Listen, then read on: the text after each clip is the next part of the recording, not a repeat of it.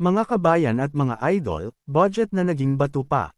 From 50 billion pesos to 35 billion pesos, ito na ang magiging budget para sa AFP Modernization Program para sa taong 2025.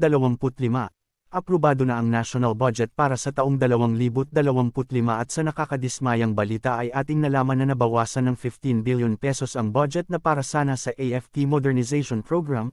Nasa 35 billion pesos na lang ang approved na budget na nilaan para sa 2025, mas mababa ito kumpara noong nakaraang taon na nasa 40 billion pesos.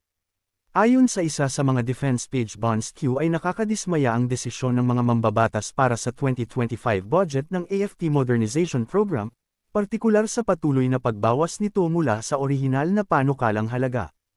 Pagbawas ng budget ng AFP Modernization Program. Orihinal na halaga. Sa National Expenditure Program, ang panukalang budget ay 50 na bilyon.